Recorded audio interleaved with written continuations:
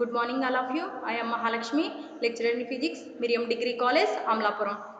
Today, I would like to discuss second BSc fourth semester subject physics, paper thermodynamics and radiation physics.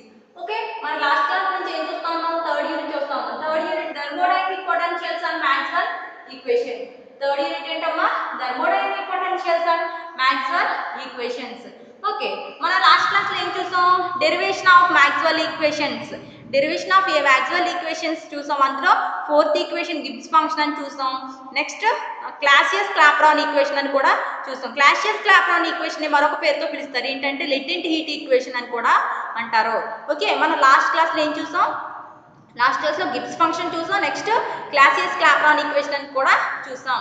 Okay, next ఈ రోజు class లో మనం ఏం చూద్దామంటే ratio of specific heats. Ratio of specific heats. Okay,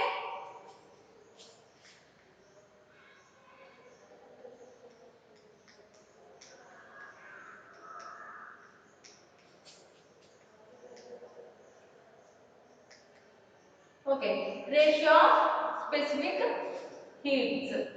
Okay, today topic ఏంటమ్మా? ratio of specific heats. ఇందులో what is specific heat? What is specific heat?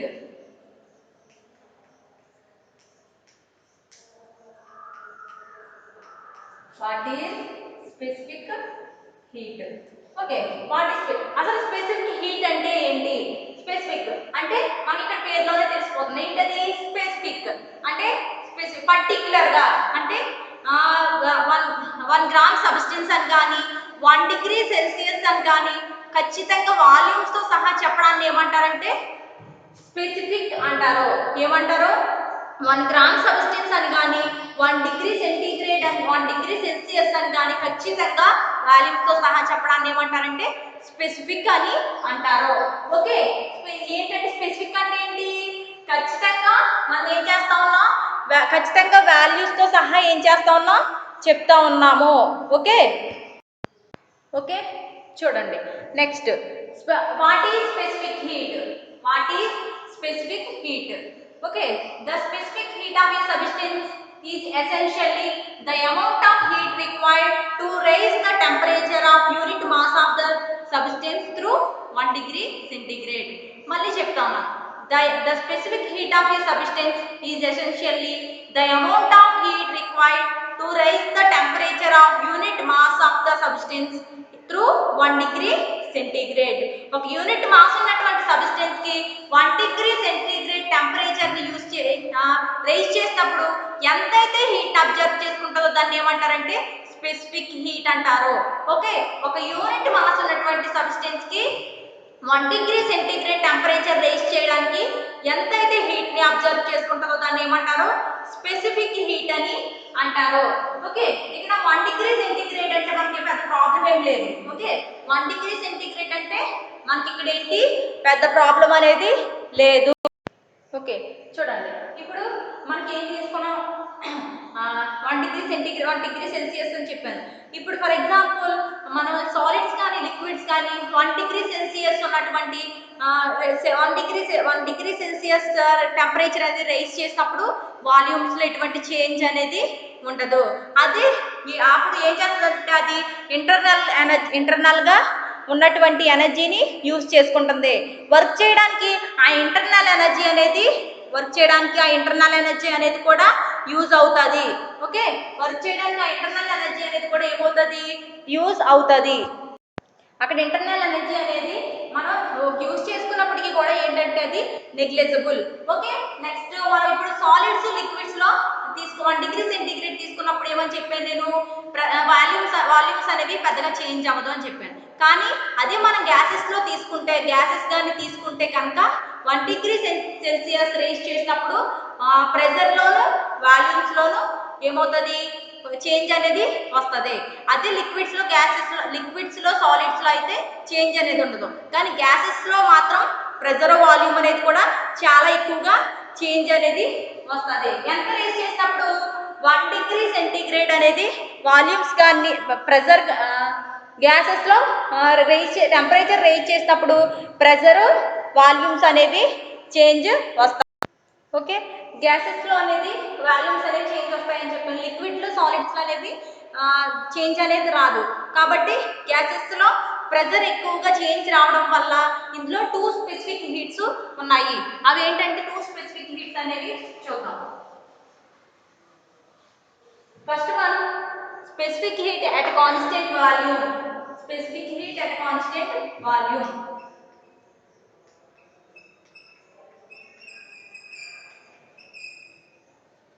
Constant volume. Okay, దీన్ని CV తో డినోట్ చేస్తారు. ఓకే, దీన్ని CV తో indicate చేస్తారు. ఏంటిది? Specific heat at constant volume. దీన్ని దేంతో ఇండికేట్ చేస్తారు? CV తో ఇండికేట్ చేస్తారు. ఓకే, ఫస్ట్ వన్ ఏం చూసాం? Specific heat at constant volume. Second one ఏంటి? Specific heat at constant pressure. దాన్ని ఏ లెటర్ తో డినోట్ చేస్తారంటే CP తో డినోట్ చేస్తారు. ఫస్ట్ ఆఫ్ ఆల్ మనం specific heat at constant volume అనేది చూద్దాం. Specific heat at constant volume అంటే ఒక కాన్స్టెంట్ వాల్యూమ్ అంటే యూనిట్ మాస్ ఉన్నటువంటి సబ్స్టెన్స్ వాల్యూమ్ అనేది కాన్స్టెంట్ గా మెయింటైన్ చేస్తూ 1 డిగ్రీ సెంటీగ్రేడ్ టెంపరేచర్ రైజ్ అవ్వడానికి ఎంతైతే హీట్ అబ్జర్వ్ చేసుకుంటుందో దాన్ని ఏమంటారంటే specific heat at constant volume అని అంటారు. Specific heat at constant volume అంటే ఇక్కడ వాల్యూమ్ ఏంటి? కాన్స్టెంట్ గా మెయింటైన్ చేస్తూ 1 డిగ్రీ సెల్సియస్ టెంపరేచర్ అనేది రైజ్ చేసినప్పుడు ఎంతైతే హీట్ ని అబ్జర్వ్ చేసుకుంటుందో దాన్ని ఏమంటారంటే specific heat at constant volume అని అంటారు. ఓకే, చూద్దాం. నెక్స్ట్ సెకండ్ వన్ అనేది చూద్దాం. ఓకే, ఇప్పుడు ఏం చూస్తాం మనం? Specific heat at constant volume అనేది చూసాం. నెక్స్ట్ వన్ సెకండ్ వన్ చూద్దాం. Specific heat at constant pressure. Okay, specific heat at constant pressure.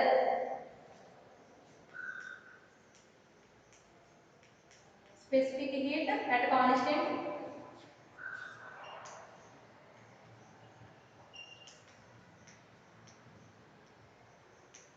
దేంతో డినోట్ చేస్తారంటే CP.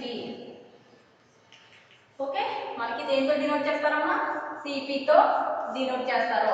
ఓకే, ఇప్పుడు స్పెసిఫిక్ హీట్ అట్ కాన్స్టెంట్ అంటే ఇక్కడ ప్రెజర్ అనేది కాన్స్టెంట్ గా ఉంటుంది. ఓకే, ఇక్కడ ప్రెజర్ అనేది కాన్స్టెంట్ గా మెయింటైన్ చేస్తూ 1 గ్రామ్ గ్యాస్ ఉన్నటువంటి 1 గ్రామ్ గ్యాస్ ని 1 డిగ్రీ సెల్సియస్ టెంపరేచర్ అనేది రైజ్ చేసినప్పుడు ఎంతైతే హీట్ అబ్జర్వ్ చేసుకుంటుందో దాన్ని ఏమంటారంటే specific heat at constant pressure అని అంటారు.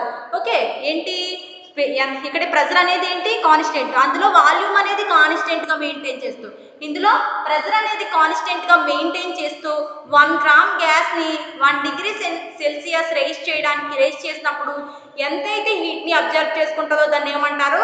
Specific heat at constant pressure అని అంటారు. ఓకే, ఓకే, చూడండి. ఇప్పుడు మనం specific heat at constant volume చూసాం, specific heat at constant pressure కూడా చూసాము. ఇప్పుడు ఏం చేయాలంటే రేషియో ఆఫ్ స్పెసిఫిక్ హీట్స్. మన టాపిక్ ఏంటి? Ratio of specific heat. Specific heats యొక్క రేషియో చూద్దాం. స్పెసిఫిక్ హీట్ యొక్క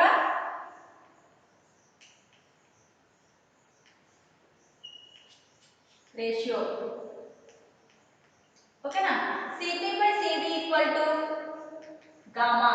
Okay, CP/CV equal to gamma. Specific heat ratio అంటే CP/CV equal to gamma. ఇక్కడ ఏం చేస్తామంటే మనం లాస్ట్ క్లాస్ లో చూస్తాం కదా మాక్స్వెల్ ఈక్వేషన్స్. ఇక్కడ బై యూజింగ్ మాక్స్వెల్ ఈక్వేషన్స్ ని యూస్ చేస్తాం. Elasticity equal to stress by volume strain.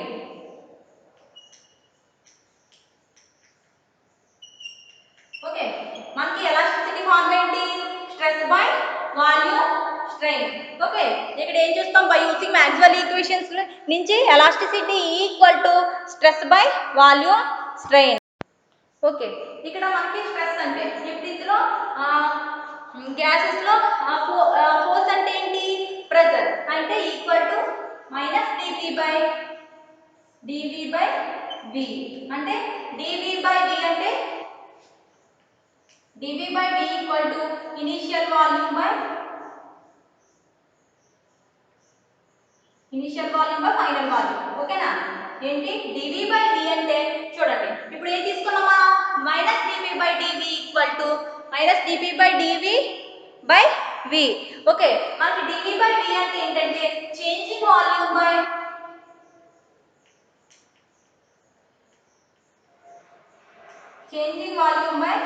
Initial volume.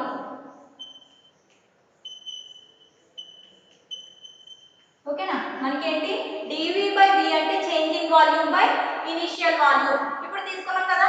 Okay, ఇక్కడ dv ఇక్కడ ఏం చేస్తామంటే minus dp minus dp by dv by v. ఇక్కడ ఈ v అనేది డివైడ్ చేస్తున్నట్టు సైడ్ వెళ్తే మనకి v minus v dp by dv.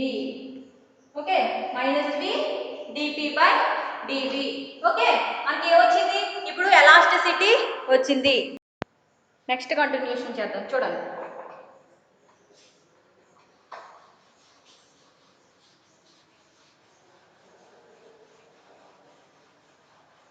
Okay, next ES equal to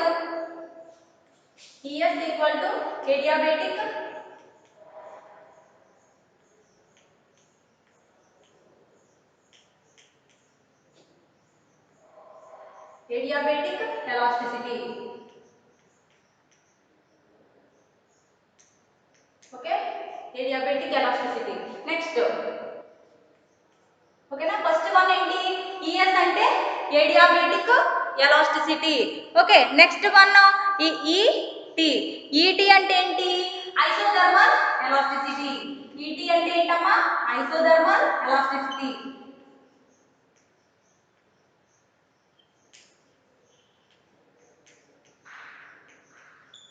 okay, ES అంటే ఎడియాబెటిక్ ఎలాస్టిసిటీ, ET అంటే ఐసోథర్మల్ ఎలాస్టిసిటీ. ఇక్కడ ఎడియాబెటిక్ ఎలాస్టిసిటీలో ఏం కాన్స్టెంట్ గా ఉంటదంటే ఎంట్రోపీ కాన్స్టెంట్ గా ఉంటది. Entropy constant. ఎంట్రోపీని ఏ లెటర్ తో డినోట్ చేస్తారని చెప్పాను నేను S తో డినోట్ చేస్తారు. ఓకే, S తో డినోట్ చేస్తారు ఎంట్రోపీని. ES ఈక్వల్ టు మనకు వచ్చే ఫార్ములా ఏంటి ఇందాక minus v dp by dv. At constant మనకి ఏ కాన్స్టెంట్ ఇక్కడ ఎడియాబెటిక్ ఎలాస్టిసిటీలో ఎంట్రోపీ అనేది కాన్స్టెంట్.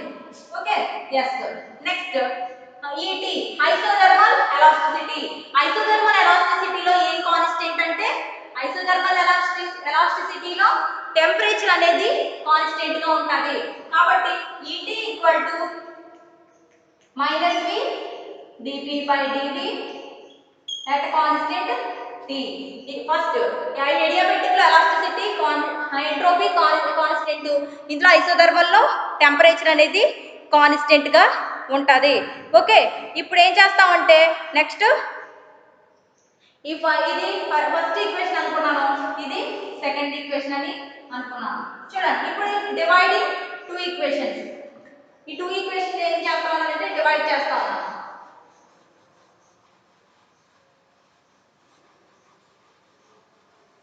ఓకే, ఈ టూ ఈక్వేషన్స్ ని డివైడ్ చేస్తాను. డివైడ్ చేస్తే ఏమవుతుంది ES by ET equal to dividing 1 and 2 equations. ఓకేనా, minus v dp by dv at constant S. Okay, minus v dp by dv at constant t. ES by ET equal to minus v dp by dv at constant s by minus v dp by dv at constant t. చూడండి ఇక్కడ ఏం cancel అయిపోతాయి minus v అనేది cancel అయిపోతుంది. ఇంకే term మిగిలింది మనకి.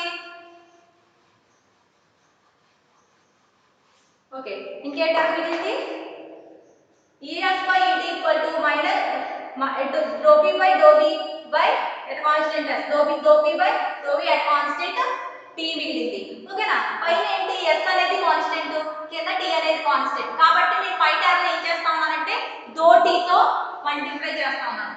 dou t తో పై టర్మ్ ని dou t తో మల్టిప్లై చేస్తా ఉన్నాను, కింద టర్మ్ ని dou s తో మల్టిప్లై చేస్తా ఉన్నాను. Okay, dou t by dou s by dou es by et.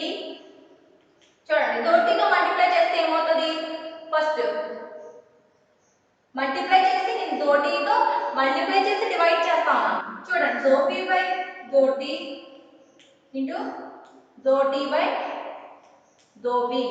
Okay at constant s by కింద dou s తో మల్టిప్లై చేసి డివైడ్ చేయాలి. అప్పుడు చూడండి ఏమవుతుందో dou p by ఏమవుతుంది dou p by dou s by dou v. ఓకేనా at constant temperature t. ఇప్పుడు నేను సెపరేట్ టర్మ్స్ కింద రాస్తాను. es by et equal to చూడండి సెపరేట్ టర్మ్స్ కింద రాసుకుంటే కాన్స్టెంట్ ని dou p by dou t at constant s కింద నెక్స్ట్ ఈ టర్మ్ కింద రాస్తాను dou t by dou v at constant s కింద నేను రాస్తాను బై నెక్స్ట్ కింద డినామినేటర్ లో కూడా ఏం చేస్తానంటే సెపరేట్ టర్మ్స్ కింద రాస్తాను dou p by dou s at constant t into dou s by dou v at constant t. ఓకేనా ఇప్పుడు ఏం చేశానంటే సెపరేట్ టర్మ్స్ కింద నేను రాసుకున్నాను. ఓకే నెక్స్ట్ ఓకే చూడండి ఇప్పుడు ఏం చేశానంటే సబ్స్టిట్యూటింగ్ ద మాక్స్వెల్ రిలేషన్స్ ఏంటి వచ్చిన దాంట్లో మాక్స్వెల్ రిలేషన్స్ ని సబ్స్టిట్యూట్ చేస్తాను. ఏమవుతుంది dou p by dou s dou t at constant s place లో ఏం రాస్తానంటే dou s by dou v at constant t రాస్తాను మాక్స్వెల్ ఈక్వేషన్స్ ప్రకారం. dou t by dou v at constant s place లో dou p by dou s at constant t రాస్తాను. Next dou p by dou s place లో dou at constant t place లో dou t by dou v at constant p రాస్తాను. Next dou s by dou v at constant t place లో dou p by dou t at constant v రాస్తున్నాను. Okay దేని ప్రకారం రాస్తానంటే Maxwell's relations ప్రకారం నేను ఈ equation లో ఈ వాల్యూస్ అనేది సబ్స్టిట్యూట్ చేశాను. చూడండి ఇక్కడ ఏంటి ఇక్కడ ప్రెజర్ ఉంది ఇక్కడ వాల్యూమ్ ఉంది. ఇప్పుడు దీన్ని ఏం చేస్తాను డివైడ్ చేస్తే చూడండి es by et equal to dou s by dou v at constant p by ఇది మొత్తం హోల్ మొత్తం బై రాసుకుంటారు. ఓకే చూడండి ఇప్పుడు ఎలా ఉంది ఇది మొత్తం హోల్ పై ఉంది కదా. ఇప్పుడు ఏం చేస్తానంటే ఈ టర్మ్ ని నేను డివైడ్ చేస్తాను. అప్పుడు హోల్ మొత్తం ఇదంతా కలిపి ఏం రాస్తాం p ప్రెజర్ అని రాసుకోవచ్చు p అని. కాబట్టి చూడండి dou s by dou v by dou t by dou v by constant p. Okay next ఈ టర్మ్ ఎలా రాసుకుంటారంటే dou p by dou s dou p by dou t whole at constant v. Okay అర్థమైందా ఇప్పుడు ఏం రాశాను divide చేశాను. Next ఇప్పుడు ఇందులో cancel terms ఏమైనా ఉన్నాయంటే dou v క్యాన్సిల్ ఇక్కడ ఏంటి dou p అనేది క్యాన్సిల్ అయిపోతుంది. ఇంకే టర్మ్స్ మిగిలినాయి మనకి dou s by dou t at constant p ఇక్కడ dou s by dou t at constant volume v మిగిలింది. ఓకేనా నెక్స్ట్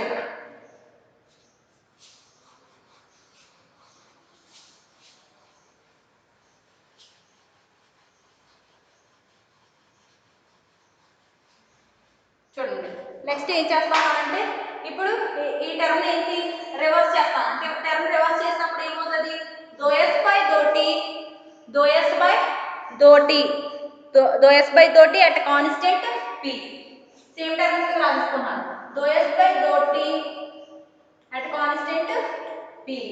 ఓకేనా నెక్స్ట్ దాన్ని రివర్స్ చేస్తే ఏమవుతుంది dou t by dou s by dou t by dou s at constant v అని వచ్చింది. Divide చేసే టర్మ్స్ అనేవి నేను రాసుకున్నాను. ఓకే ఓకే ఈ టర్మ్ వచ్చింది కదా.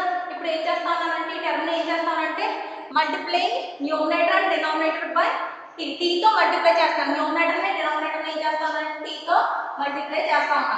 Okay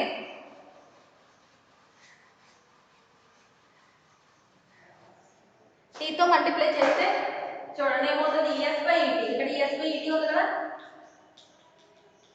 es by et equal to es by et equal to ఇప్పుడు ఏం చెప్పాను నేను ఈ టర్మ్ ఏం చెప్పాను t తో మల్టిప్లై చేయమన్నాను t into dou s by dou t at constant p by t into dou s by dou t at constant v V. Okay at constant V. ఇప్పుడు మనకి ఇక్కడ దో Q అంటే మనకు తెలుసు మాక్స్వెల్ ఈక్వేషన్స్ లో దో Q అంటే ఏంటి TdS. ఓకేనా దో Q అంటే మాక్స్వెల్ ఈక్వేషన్స్ ప్రకారం దో Q అంటే TdS అని మనకు తెలుసు. T into though S by though T at constant V. ఇప్పుడు T తో మల్టిప్లై చేస్తే ఎలా ఉంటుంది ఇది TdS లా ఉంది. TdS లా ఉంది కాబట్టి దీని ప్లేస్ ఏం రాయొచ్చు dQ అని రాసుకుంటే దో Q by though Q by though T at constant P by ఇక్కడ కూడా సేమ్ ఇది కూడా ఎలా ఉంది TdS లా ఉంది అంటే దో Q by though S though Q by though T at constant V. Okay మనకి ఏ టర్మ్ వచ్చింది ఇప్పుడు మల్టిప్లై చేసినప్పుడు అది దో TdS లా ఉంది కాబట్టి ఏం రాసాను నేను దో Q అనేది రాసాను. Okay next